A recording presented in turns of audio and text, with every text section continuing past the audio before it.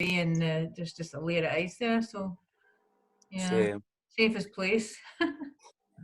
I was in the taxi for a couple of hours a day, and some of the main roads were okay, but some of the side roads were just not really were quite bad. Well, that's nice. See how what time we're at. 1:30. Hi guys. Sorry. Hello, Patrick. Hiya. Hi guys. Hiya. How come none of yous have got hats on? You must have good central heating. My heating's scubbed. It's him having a coffee. Heating on, I still need to wear a hat.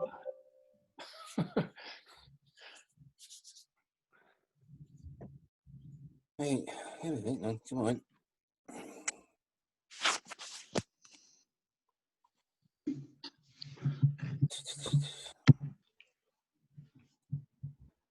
Come on. 27 in. Let's see who I've got. That's what happened to the last meeting host that took too long. What? Right. You know, see the skull? All right.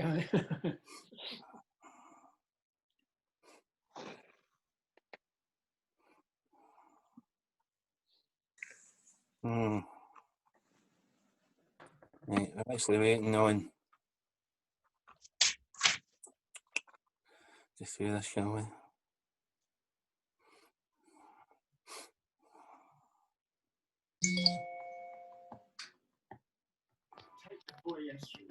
Possibly most useful in there. Which replays the last king of Cornwall, Dungar, who drowned here in 875. I met my friend Kathy St. Germans. We're actually waiting on Stephen Flynn from Glasgow City Council, but he's not here as of yet. He was told 6:30. Oh, I don't. Yeah.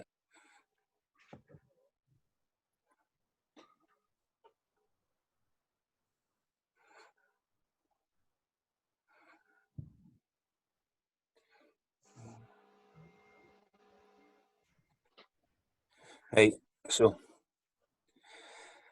right, I think we're just going to have to start this and wait to see if Mr. Flynn appears. Now, Sorry, Chair. I'm Patrick Flynn. I'm here. oh, sorry, I couldn't see it's because it's the iPhone, right? Sorry, right, okay. It's because I'm waiting for Patrick Flynn and I'm not seeing him. I'm seeing Patrick iPhone. Somebody else. Right, thanks very much. Sorry, thank you, Patrick, for that, for clearing that up. Right, we're all here. Right, now can I ask you to do me a favour, folks, please? Could I ask you all to mute your mics? And when you want to speak, we'll get people up. It's just so nobody talks over each other. Okay, now, I want to try and keep this meeting as tight as possible. Okay, so I'll introduce myself. My name's Kenny Gillespie. I'm going to chair this meeting tonight.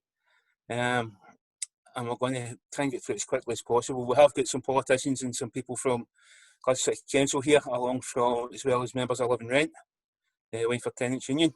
Okay, this has also been live on Facebook as well for those members that can't access Zoom. Okay, just to make you aware of that. Okay, now, if you give me a wee second to get the running order up. Nick, if you would like to introduce yourself, because Nick's going to be doing the technical stuff. Please, Nick, if you wouldn't mind. Over there. Hello everyone. Hi, as Kenny said, if you could mute your mic. What we're going to do is when we bring people in, we'll invite them to speak. Obviously with a lot of people and the nature of the technology, it means that we can't talk over each other, and with this number of people it's maybe a bit difficult to raise hands and so on. So we'll invite you in to speak, and that's the way we're going to proceed. And Kenny has a running order this evening. Over to you, Kenny. Thank you very much, Nick. Now, the reason we're here is because of the land which Gerbred, which is commonly known as the Valley, which was social housing, has now been earmarked for private development, being sold off. I think we need to kind of get clarification on why it's getting done. That's why Stephen Flynn was asked to come today, and he's graciously agreed. We have testimony from various people. I'm not going to read it out because it's very long, but I'll give you a taste of it. Now, there's also people that want to give a verbal testimony. So we're going to try and get in as quick as we can, okay? So if you just bear with me. So we've had testimony from a woman called Ginny. And I'll just read you the kind of key point of it. Jenny says, we definitely need more disabled access housing, affordable or low rent. Her partner Jim has been staying with her, since he's been discharged from hospital because he's had a stroke. We applied for various housing associations while he was in hospital. He's just been offered a flat in Blackwood housing, though it's £506.72 per month, including service charges. Okay. I've also had one from Dave. My partner and I live in the Wainford with our 7-year-old. We enjoy living in the community and feel that that is home. The only thing that we are living in is a private rented house, so we could be subject to a no-fault eviction at any time. This will force us to uproot ourselves from the community. So that's just 2 tastes of some of the written testimony. Now, Norman, where are we? Nick, Norman, who was asking, Norman Armstrong, I believe you wanted to give us some testimony as well, Norman, if you could, please, if you would be okay doing that. Yeah, the bee I've got in my bonnet is, as many of you all know, is the Stockingfield Bridge. You know, I run Freewheel North, which is, it's got a base in the White House, and we've got a bike cafe there. And our main theme is inclusiveness. I've spent many hours the past couple of days on Zoom meetings, getting a bit fed up with it, really. One with the Glasgow North Strategic Development Framework, and today with a Climate Action Emergency Zoom with lots of people at the council. And I just want to point out the discrepancy between the themes of these documents, the Glasgow North Strategic Development Framework and the Climate Emergency documents, which have got great themes and laudable aspirations. I want to point out the discrepancy between that and the actions that are happening to us. Because Stockingfield Bridge, for me, is a point in terms of disabled access and inclusive placemaking, which are themes of these documents, the total contradiction between what's going on and the reality. For instance, if you're a wheelchair user trying to access what will be the Stockingfield Bridge, you've got to go on a vast diversion around the structure to get across. And then environmental and climate change themes, many hectares of beautiful woodland, which was a wildlife corridor until recently, had been destroyed. It's like looking at scenes from the Amazon rainforest that David Attenborough is visiting. The topsoil and the woodland has been scraped away to make way for what I consider to be a status for privileged elites. £12.8 million going into this project, where engineers I've talked to could build a better, inclusive, accessible and ecological project for sub £1 million. The rest of the money going to the community. So this is the main thing I want to into. We're facing a climate emergency, and the council is working on, a really huge document with 61 themes, how to address this emergency, but they're not translating it into action. And we've got COP26 coming to Glasgow in 2021, and Greta Thunberg might be here. I can imagine Greta Thunberg being, exasperated and bursting into tears at the sight of some of the things that are going on. So I've been ranting like mad on Zoom in the past few days. I'm a bit ranted out. So I'll just leave it just there for now. Hey, thank you very much. That's great, Norman. Now, I would like to let Stephen come in and give us actually what the plan is from Glasgow City Council regarding this land. Because I think we've heard various things. If Stephen could give us it from the horse's mouth, so to speak, what's actually the plan for that and why as Glasgow City Council went down this road, if you could please, Stephen. Okay, it's Patrick Flynn actually, Chair. Oh, sorry, Patrick, sorry. No bother. Okay, sorry, Patrick, I'm one of the days. No bother. So I think there's two aspects to this. The first is how we decide on affordable housing and the sites for affordable housing in the city. And there's a committee report going this Thursday, day after next, to our administration committee, which describes our annual SHIP. Apologies for the acronym, but that's the Social Housing Investment Programme. So there's Scottish Government guidance on how this should be developed. And I would recommend that report, and it's available on the council website just now for anyone to read. It gives much more details than I could give in a presentation. Basically, we comply with Scottish Government guidance. We've got 76 or so sites across the city on the ground just now. The SHIP's looking at 6 and a bit thousand completions, 4,500 or so site starts for the next 5 years. So it's a rolling 5 years. It takes about 5 years, given that you put a spade in the ground in Glasgow, you come up with something interesting, because it's an old industrial city. Often it's not in a good way and it's expensive. So development in Glasgow can be really difficult and time consuming. Legal issues as well and all the rest, financial. So that's why it's a kind of rolling 5 years, so that we can get sites to a state where we can put it out to tender. And even then, sometimes you get a tender back that you just can't swallow. So development is a very technical process. So the SHIP is crucial if you want a site for social rented housing in the city.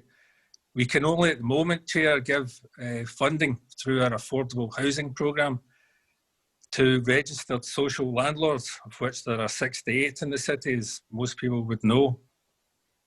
I understand there's an interest in looking at new community ways of putting housing on the ground, social housing, affordable housing, and be absolutely delighted to have that discussion with anyone who wants to get together and just drop me a line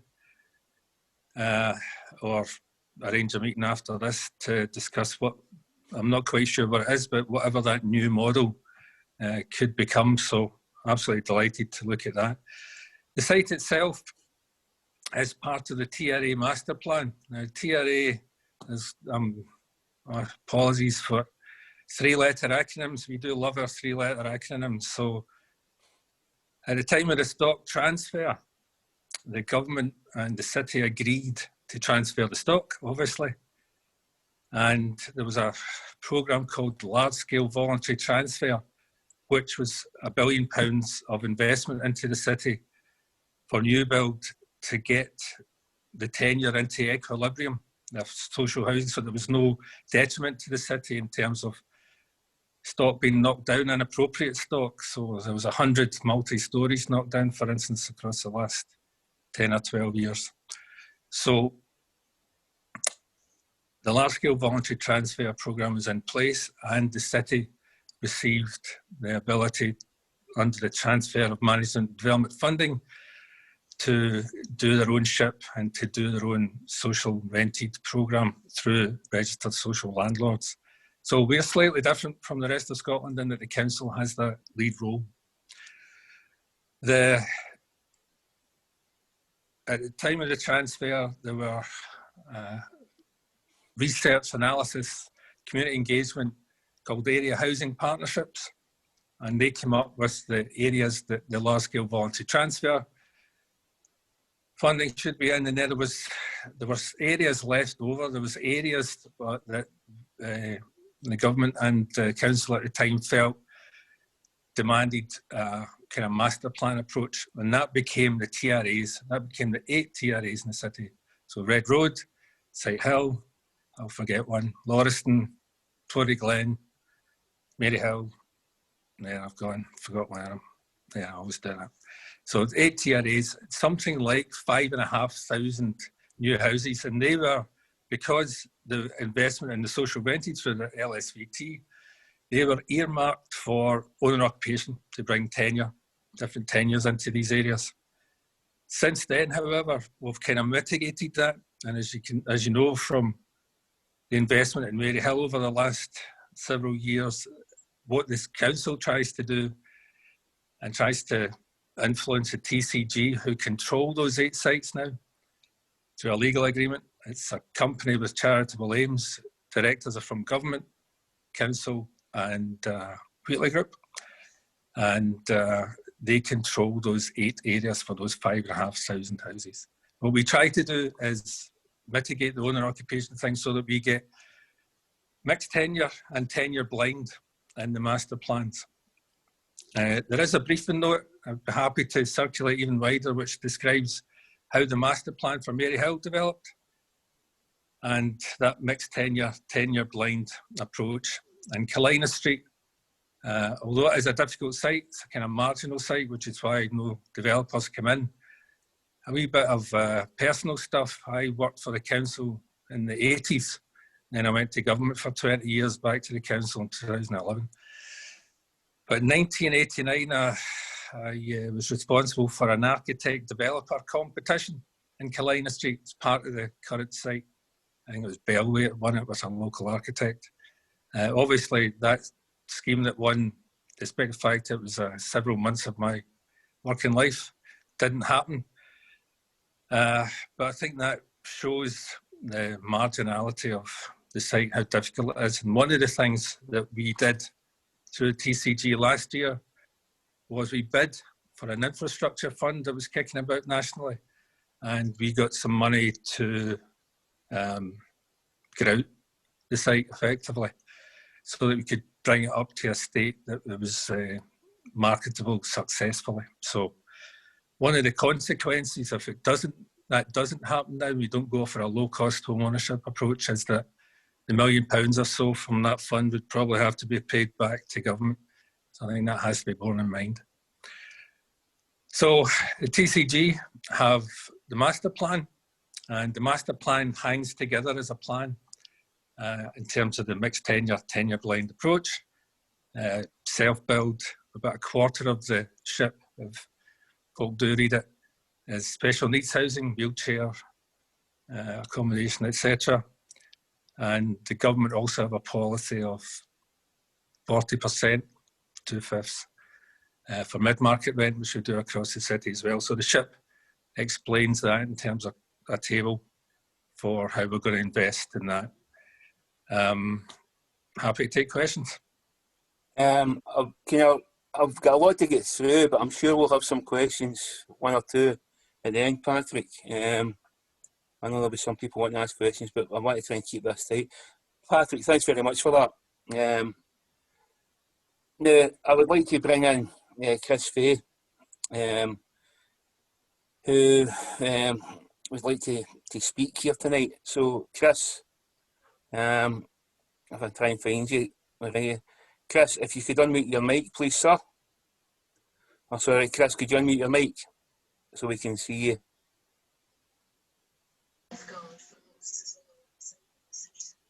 Chris?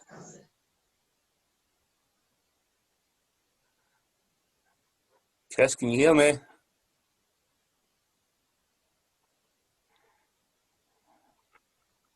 I don't know where Chris has went. Okay. I know Chris wanted to speak, but right, okay.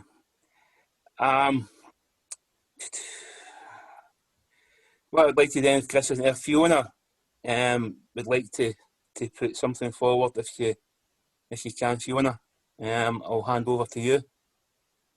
Fiona, please tell me you're there. I am here. Thank you. Thank you. Thank you. Here right now, I think, after a long school day. Yeah, hello everyone, and thank you for coming along tonight. This is a really important event for us all, and as you know, we've been campaigning in the last, I think, 3 months now, to save the Kalina development and to prioritise it for social housing. I want to talk to you about the experiences of our nearby neighbours in the Butney and the social housing there, and what happened when their scheme was redeveloped and the redevelopment of social housing following the demolition of the scheme that was there. Firstly, not long on the site there was a major setback because someone stole all the boilers that was just put out, in which it was estimated there's around £20,000 of financial loss there. Secondly, the Maryhill Housing Association have run out of their budget near the end of the development, so there had to be cutbacks made. So there's no showers, lower fencing in the back courts, and they expect more of this. Thirdly, there were major issues with the drainage in the back of the courts, where most of them were flooding constantly and muddy. The back courts were unusable for a few years, not just months or weeks, and until the Tenants Association complained, and then they were dug up and more drainage was put in, but still it's quite muddy and the drainage is very poor, so it hasn't helped very much, which would render the courts quite unusable a lot of the time. Fourthly, another issue was with the large French windows. Tenants complained of drafts, water leaks, wooden frameworks swelling with dampness. This resulted in long-term debate with the Maryhill Housing Association and contractors, but eventually water tests were done, and most of the houses had some sort of water leak, either major or mild. As this person says, I personally find that area of the house the coldest. This resulted in a court action by at least one tenant because of the damage it had done to his household assets. Fifthly, there was also a thermal imaging done where it resulted in showing up a load of cold spots within the house. This person says, when I asked what caused this, I was told that there was some insulation missing from these areas. I was shocked at the results. Six, most of the tenants find it hard to heat their houses and feel the heating system is not sufficient to heat large houses, and they pay more for their energy bills. So this will be obviously make it even harder for some people who live below the poverty line to get by. I personally have had at least 6 times every year the engineer is out as the pressure drops and cuts off the boiler. I've been here 11 years and this is still happening to date. Number 7, and finally, another issue was the affordable rent. Some of the working tenants thought the rent was a bit high, and Maryhill Housing Association raised them quite quickly, but they think it may have been sorted now. And would you like me to go and talk about the background of the development, Kenny?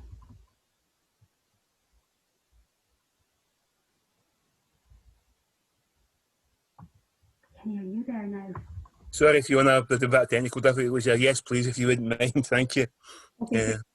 Okay. As a background to the development of housing in the area, I'd like to note the following context from Scotland's Climate Assembly, that as a body informing Scottish Government policy, what they've had to say on the quality of the build standard of the new housing.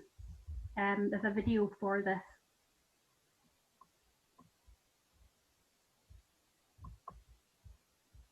Nick, can you run the video?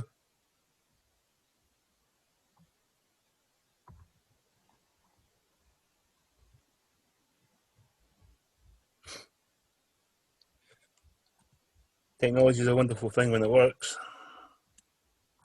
I can move on to the next bit while we're waiting if you want. Yeah, please, Fiona, just I'll try and get Nick to get this up and running. Yes, Fiona, if you wouldn't mind, please, pal. Okay. I'd also like to note the testimony, academic testimony of Melissa Garcia Lamarca, who is an academic from Barcelona, and Neil Gray of the University of Glasgow. This is a quote from the studies.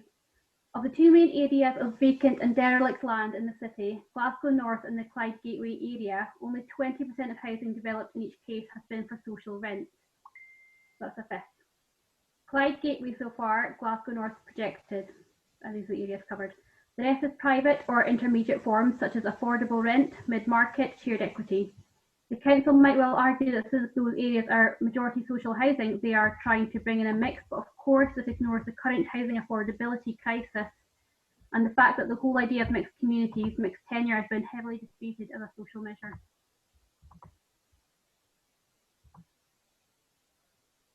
I'll continue.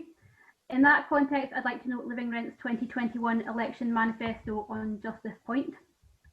As point 2 of the Living Rent manifesto, which I'm sure you're all familiar with.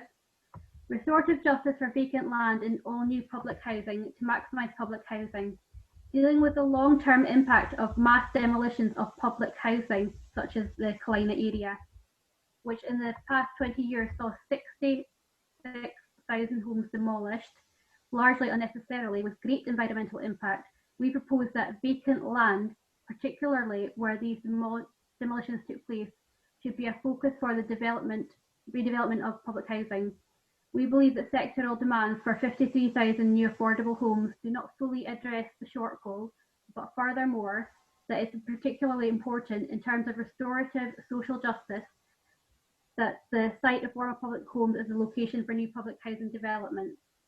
Given the enormous environmental impact of public housing demolitions, it is paramount that new housing is constructed to last, built to the highest environmental standards, fit for purpose, incorporating district heating, and rated for maximum energy efficiency with technologies such as passive house or similar approaches, for example, those proposed in our common home plan. To that end, our proposal is to halt the sell-off of Kalina Street, to work with a local housing association to develop public housing.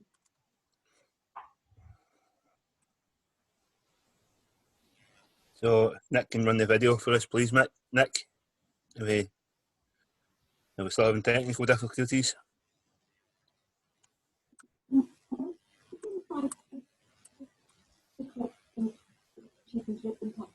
New homes need to ensure that they are as energy efficient and long lasting as possible, and ideally they should be future-proof.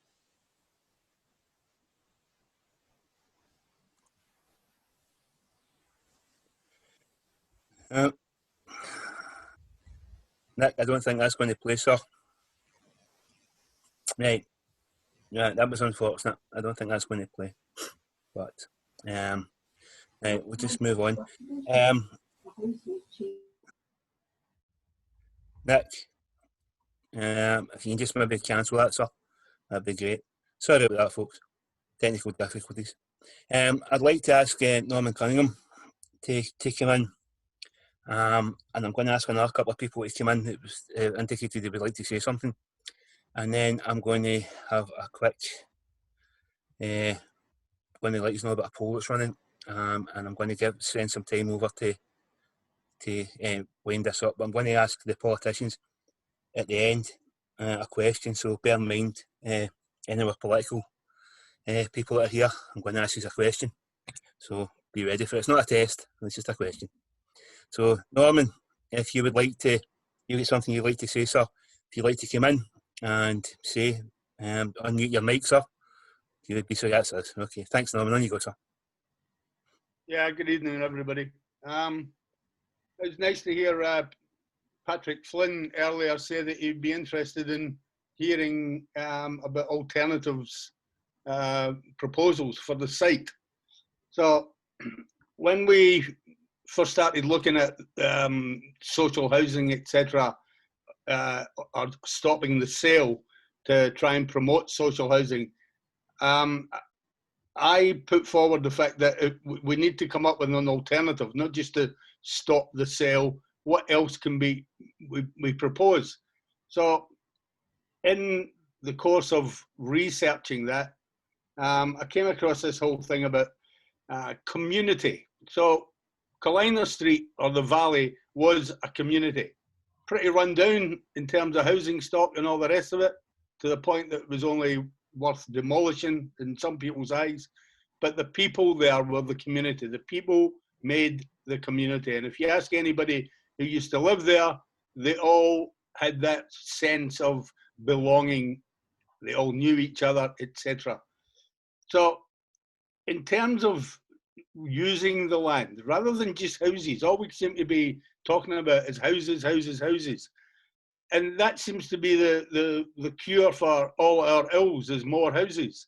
Nobody seems to talk about community, because nobody really knows how to go about building a community, or that seems to be the common assumption.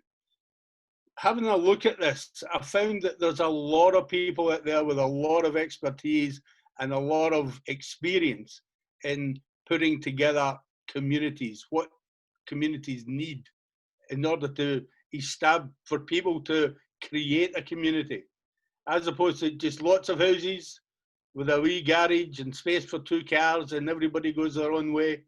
Community is all about having jobs, having training for job in the area, having amenities, having shops. But the biggest thing that needs to be created is purpose. For people to have a meaning within the environment that they live and work in. So the purpose and meaning.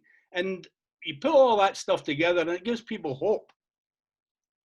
People then take ownership of where the environment that they live in, and they start to develop it. It gives them hope for the future, for their kids.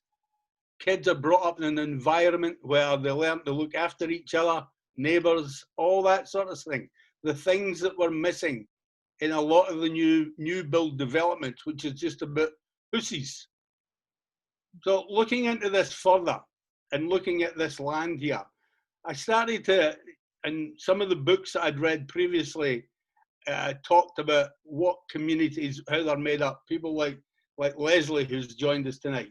She wrote back in 2013 about community building. She's written since about the Nordic examples.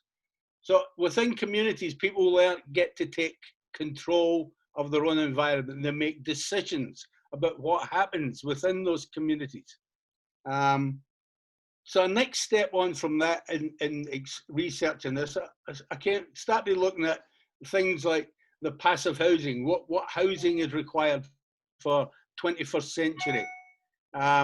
Things like district heating systems. One of the leading technology companies in water supplied district heating systems is in Glasgow. And they're selling this stuff overseas, but we're not using it here. The River Kelvin on one side of this bit of land could supply all the heat for Kalina Street and a hell of a lot of the surrounding area. That heat could then, if we build passive house type buildings, they don't need a lot of heat in the first place. So the excess that's generated could be used in community enterprises. Like we could have glass houses all over that site, as well as houses.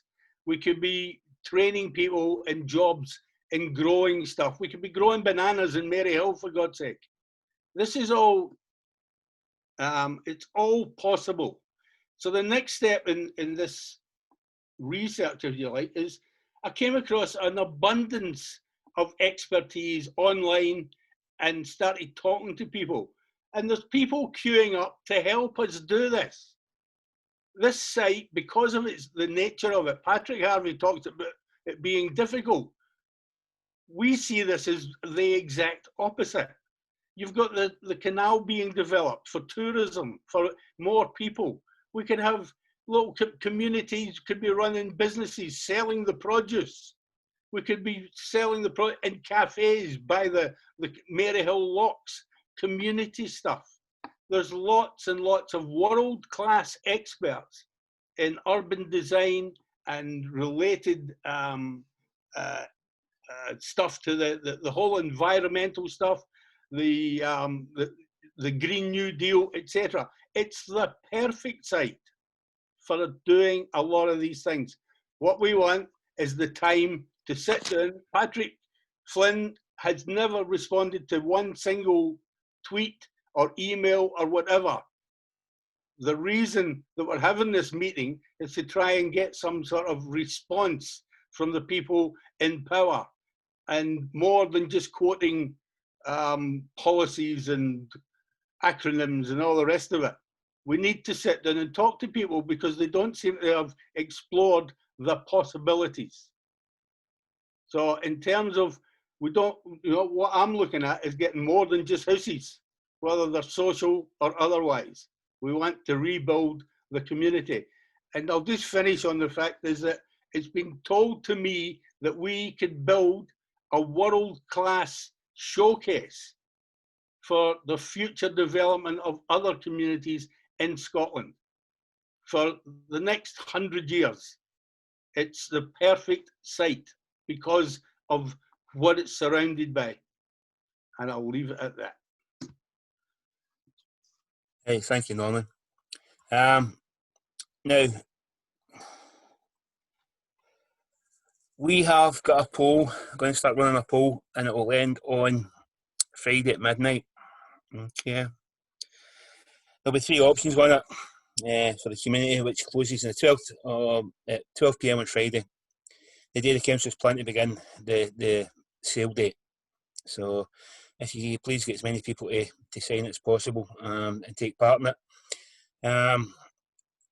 The council, I'm led to believe, have had consultation for the last 13 years and they've only had 69 responses. I think you can do better than that for the community. Okay. Now, we have got other people here who want to speak, so I'm going to try and move this along. Nick, you want to outline some plans, don't you, sir? Yeah. Yeah, sure, Kenny. If you would kindly kind of. Can you hear me okay? Yeah, kindly, so, I can hear you, Nick. Fire. Yeah. So just in order for that democracy to happen, as you said, there's been 69 responses in 13 years for the council's consultation for the site. And we think that we can do a good deal better than that. But in order to allow democracy to happen, we need to ensure that the sale is halted. And obviously one of the things that we're keen to do to make that happen is to occupy the site and ensure that there isn't anything stuck in ground, no building work taking place, and making sure that the community has a real opportunity to make its voice heard. And so we're proposing to occupy the site 24/7 until we have that decision taken. And obviously we're going to be contacting Construction News, Scottish Housing News, and Inside Housing, and all the developers who take part in larger projects around Scotland to indicate that that's what's going to happen, because we want to be heard. We don't want to be pushed over. So on the tail end of this meeting, one of the things we're going to be doing is drawing up a phone tree, looking to get a static caravan on the site and taking things forward with a community occupation so that our view is heard and that we're not rolled over. So that's, that's in the future. Thank you, Nick. Thank you, Nick. Now I've got a couple of people who want to speak. I see Leslie right up there. Leslie, can I just ask you 1 second? I've got one other person would like to get in first, and then I'll come straight to you. Is that okay, pal? Yeah, thanks. Jazz, we intimated early on that he would like to speak. So, Jazz, if you would like to unmute your mic and try and keep it quite concise, if you would, please, my friend. Hey, I'm trying to get my camera to work as well. There we go. So I really should have said this at the tree planting. Sorry, I'm going to talk a lot, but yeah. It was mentioned that the space had been free for like 10 or maybe 15 years. In that time, it has become home to so many animals, like ridiculous. So including deer. We've had many sightings of deer in the Wynford. As well as that, we need all the space we can get in the current climate. We need as much outdoor space as humanly possible, and especially in cities where there is less and more, where there are more people and less space. They're taken up already. They've taken a huge chunk of the canal. There's a huge part of the field missing on the back of the Wynford. They're also taking some space up on the river, and we need this space. We've had more people here in the past year than, as far as I'm aware, ever. I've been told that. I've only been here a year. But yeah, I know we need that space. I was hoping to possibly get some binoculars and attempt to record how many animals and stuff I could see there, just so that it'd be some information about what lives in that space already, if yeah. Anyway, sorry, I'm not great at this, but yeah. No, Jazz, no, you're fine, pal, you're fine. I think that's a really good point. Nobody kind of knows what's living up there. We don't know what we're disturbing. I think that's maybe worth explaining a wee bit. Leslie wanted to speak, so Leslie, I'll let you in and give you some time to speak, pal. Yep, thanks. Aye, well, I was just, my ears sort of pricked up at the occupation kind of thing. Just from the media point of view, that, you know, there's more than the housing sector would be interested in that, really. And I mean, that, if you really are going to thinking of doing that, I mean, somewhere like, you know, a paper like the National would carry that, and on the back of it do quite a bit more about the story. Now, forgive me, I've been doing so many freaking things that I don't know, Norman, if you managed to get anything from any of the mainstream media already about your, no, right. Well, it needs something like that then. And also, when you were active at the tail end of last year, let's just say it's probably been the busiest news time in my life anyway. You know, we had absolutely everything competing with it. So, you know, it would, so I think if you want to put something together, and if Norman or whoever wants to send it over to me, I can send it on to the National. I mean, if you know, just, or you can fluff it up a bit, put it back to you, see if it's all right, you know, that kind of thing, see if we can get it moving. I mean, I think you're absolutely right. That the thing, you know, an important thing to do is to just stop what's proposed. I mean, that's the maze, to give you a breathing space. The point that were just made beforehand about the need for open ground and natural ground, you know, that's a point. And it will take some time to piece together what might be the right kind of solution for the Valley. But Jesus, there are so many people. I mean, I've no doubt, Norman, you're out the back with people who've got contributions, but they're, you know, from the stuff that I've done, which is only recording what other communities have done before you, there are people who've now been there, seen it, done it, and got several t-shirts who would be only too happy to help, like West Whitlawburn, I would think, across in Rutherglen that I wrote about in Blossom. I mean, those guys have now got 40 years of running a fully mutual housing cooperative under their belt, and they've put in district heating. They've got a whole variety of different housing types. Ironically enough, they've actually become developers in East Whitlawburn, the part that was owned by the council that attracted all the investment at the start, which is what prompted them onto their buyout journey. So that eventually all that housing in East Whitlawburn was demolished because nobody wanted to live there. And so there's the total irony. The West Whitlawburn Housing Cooperative are now one of the developers in East Whitlawburn.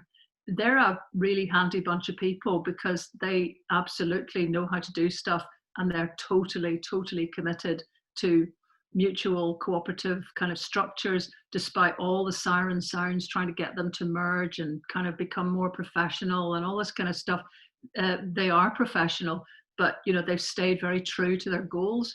So I think they would be great people to have a conversation with.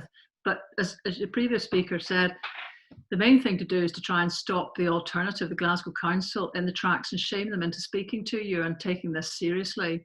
Aye. And that thing about occupation is probably enough to get one paper interested, and that then starts it getting more visible enough that it's harder for the council to ignore you.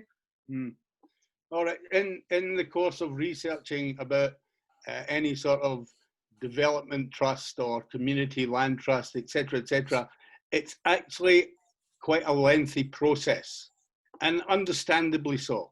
So there's a lot of hoops to jump through.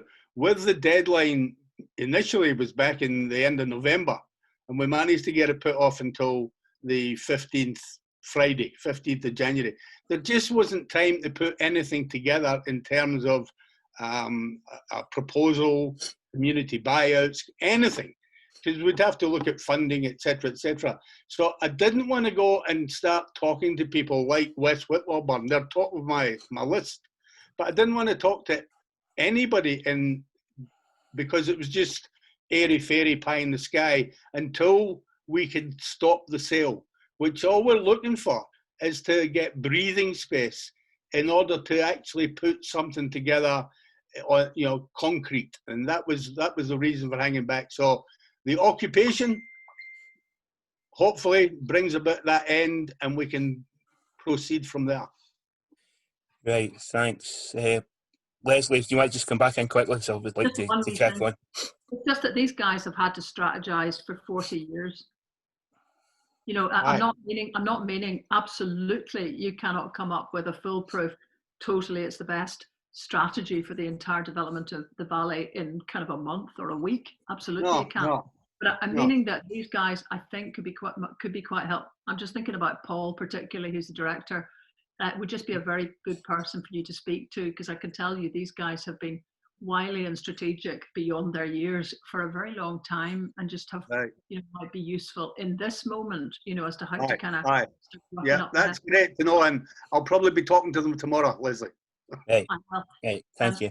The other thing is just have you, I'm sorry if I've asked you this before, but have you got MPs, MSPs, anybody on the elected side of it, up the food chain a bit? Anybody interested? I've got them in here tonight. I'm just going to actually go to them at the moment. Now we've got a couple of members, got an MSP from the SNP and an MP from the SNP. We've also got a potential candidate for the Labour Party in Kieran O'Neill, and we've also got Paul McNeilan, from Labour, both from Labour. Now I'm not going to be partisan. I'm going to ask one from the SNP, and I'm going to alternate it, so I'll try to make it as fair as possible. So we'll go to Patrick Harvey first. Patrick, now this is the same question for all of you. Do you agree that social housing land should be kept for social housing? And do you agree that there's a need for social housing and what we're doing is potentially the right thing? Yes or no? First of all, and then I'll give you a wee minute. I'll give you 1 minute to expand on it if you want. Yeah, absolutely. There's a huge need for more social housing, and it goes really deep. I'm glad that people have mentioned the ecological issues around current land use and the energy issues in relation to buildings that we put up, and I'm glad that people have talked about the democratic issues as well, because when you have long-standing transformational, regenerational plans and stuff that were made many, many years ago, it means that things will have changed in terms of the use of the land, and also things will have changed in terms of the attitudes of the community. So you need to keep asking people if they still support what was decided a long time ago, and it's pretty clear that they don't. But the housing issues, we have this appalling habit of in this country and down south as well, of thinking that if you subsidise owner occupation, that's good for housing affordability in the long term, and it's not, because a lot of that bought housing will end up in the private rented sector being rented for market value, which is overinflated and exploitative.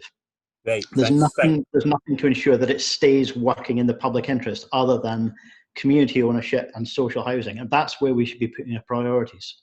Right. Thank you, Patrick. I'm sorry. I know you could. I know you've been maybe wanting to talk about longer, but we've got to try and keep this as tight as possible tonight. Thank you very much for that, Patrick. I'm going to go to Kieran O'Neill from his potential as a candidate for Maryhill Springburn. Kieran. Yep, Labour and Co-op candidate. Thanks very much, Kenny, and thanks to Wingford Tenants Union for organising this. Hope everyone's keeping safe. I know we're all stuck in lockdown and would rather be doing other things, but it's good to see so many people here tonight. In short, to answer your question, yes, I agree with living rents principle of restorative justice. I do think if land was previously for social housing, it should be prioritised for it. I don't disagree with anything Patrick's just said. I suppose the only thing I would add is that the TRA, the poll, it's good that Patrick's came along and Patrick Flynn, that is came along and spoke about it. But one thing I would say is this policy was brought in before the financial crash, we're now going through the biggest economic crisis that in our lifetimes, probably in a generation, through the coronavirus. So I don't think that this policy's kept pace with reality. So I do think, the actions, the fact that, the perseverance of local residents in Maryhill and the Valley and the surrounding areas around this shows the strength of feeling. So, going forward, you guys need to be in the driving seat, not anyone else. It has to be determined by the local community. And I do think, there is a real social housing need. Particularly in the Wingford, there's a problem with the increase in buy-to-let landlords. I think Fiona's mentioned before at one of our events up at the site, one of our demonstrations, that people, she's had things through the door saying, "Oh, can I buy your house?" So there's a real issue. There's a real housing need in the area. We need more affordable and more accessible homes, and I think Kalina Street's crucial to achieving that ambition. And thanks to everyone for the work on it so far. Thank you very much, Kim. Yeah, thanks very much. I'll go to Bob Doris now. Bob Doris is the MSP for Maryhill. So, Bob, same question. Do you agree with what we're doing? And I'll give you a minute just to expand on it, and then I'll go to Pauline. So, Right. Bob. Okay, so I think I need to be clear. I would like to see additional low-cost home ownership as part of the housing mix. So that might not be what everyone wants to hear, but I do want to see that. I've met with Living Rents, and you quite rightly need significant assurances in terms of making sure it doesn't become buy-to-let, to make sure it's first-time buyers, how do we keep it affordable, and how to make sure the environmental impact of it is appropriate and sound, and that they're energy efficient. I think that's important. I have also contacted the council. I've not been successful as yet, asking them if they were able to review the balance of the housing mix at that Carolina Street site. I would love to see more social housing there, but the key to make that happen is we have to get this project as part of the social housing investment plan fund. That is how the money comes. I don't know if there's the prospect for whenever, because bidders are going to be received by Friday, but I'm conscious the council in 2019 also put the site out to market, but then didn't close the deal because they must have, I assume, thought that the deal wasn't appropriate for the best needs of the community and the wider master plan. So let's see what bids come in on Friday, but I think they should keep talking to Living Rent, and I think that we should try and find a way forward. But of course I would support more social housing. I think I'd also make the point though, Kenny, that there's a finite amount of money for social housing, and I think in my response to the council as well, I wanted reassurances that this wouldn't mean less social housing being built in Kilmun Street and Barrisdale Street and Lindale Street and all that site behind the Maryhill Tavern off Shishkin Drive, because it's a wider regeneration of Maryhill and having mixed communities and having been led by social housing, but mixed communities nevertheless. I was also, the final thing I'll say, I was hosting a meeting that Norman got to bump his gums at and have a moan exasperated at in relation to the strategic development framework last night. So I hosted that. It was like, got the council to come along. And one of the points I made at that, and I think Leslie and Patrick Harvey have made that point as well, is when you lock in a master plan, you have to keep it fresh and you have to make sure you're keeping in contact with communities as time goes by. And I think the council's got some lessons to learn there. So I've got huge sympathies for what Living Rent are trying to do, but I think I would be misdirecting the meeting if I didn't say I'm still keen to see some form of low-cost home ownership, but with the caveats I've said about making sure it's not buy-to-let, to making sure that it's truly affordable, and to making sure that it is the proper energy efficiency, and some great ideas about how we do that with community heating. And I have to say, community heating that runs better than the Wingford experience as well, which is another issue that I have. And positive things can happen, because I think it was Fiona that mentioned the Butney. When I get elected as a regional MSP in 2007, the Butney was a stalled development and broken promises for the community, and there weren't going to be any development there. Right. Yeah, sorry to interrupt, Bob. I'm wanting to try and get other people in, and I know everybody's got enough of what to say on this matter. Yeah, thank you. Yeah, I thank you for your contribution, Bob. Honesty is always the best policy, and nobody's going to shoot you down for being honest. That's one thing. So, Pauline, I would like to hand over to Pauline McNeill. Now, Pauline, if you would like to, I'm going to ask the same question. Do you agree with what Living Rent's doing? And I'll let you expand on that. Yes or no? So, over to yourself, Pauline. It's a yes from me. Firstly, can I thank Patrick for explaining all the acronyms, because it's one of the issues, I think, about housing that I think we need to probably move away from, make it a bit more transparent so we all understand what's going on.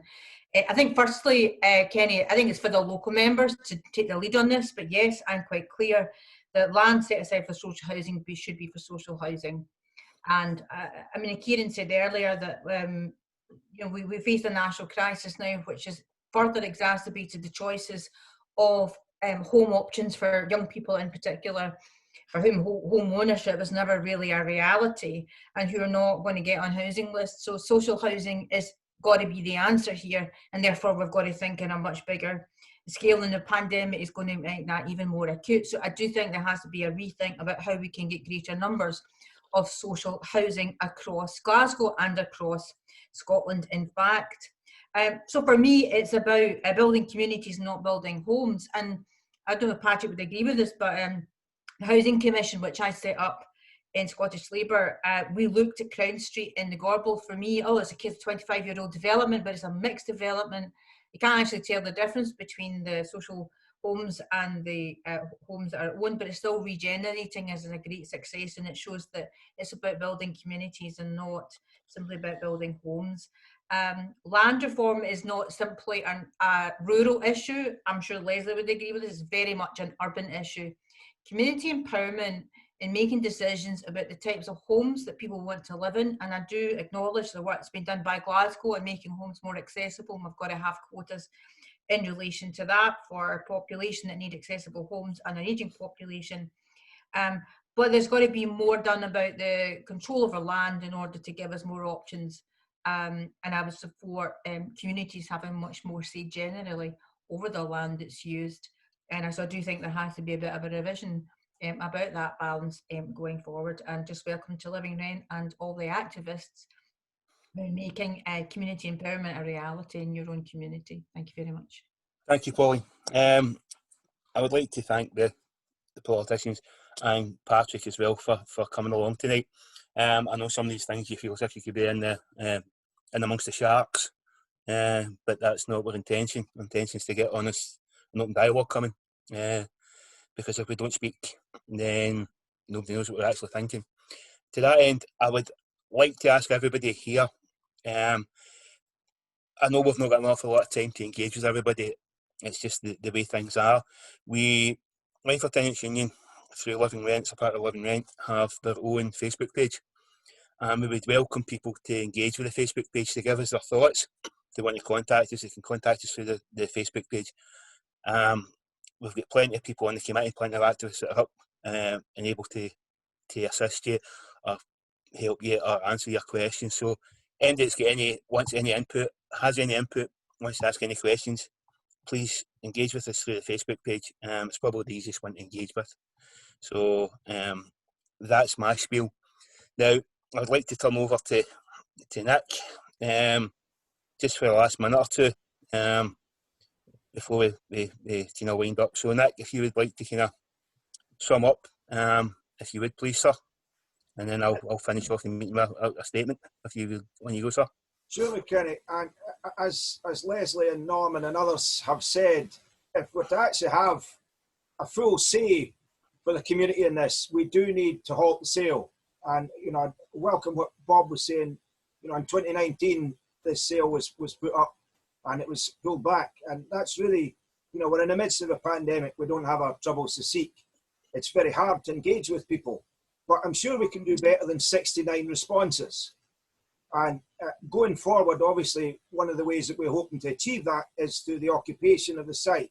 We want it to be occupied 24/7. So we're going to be putting an appeal out to get a static caravan on the site.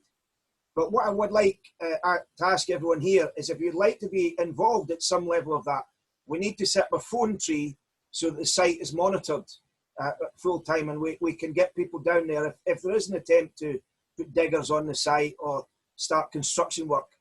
Because that's what we need to stop if we're to be a real democratic say for the community here. And before 12 p.m. on Friday, we need to get as many responses as possible from your neighbours, Maryhill friends, people in the community, because I'm fairly certain, we've had nearly 400 responses on our petition, so I'm sure we can get a good number of responses on our poll. And you'll see it there in the chat. We'll obviously share it on all our media, and we'll share some useful information going forward and do some press work around what we're doing with the occupation. So I'm very glad to hear what you were saying about that in the national, Leslie. But that's enough for me. It's time to move on and get cracking.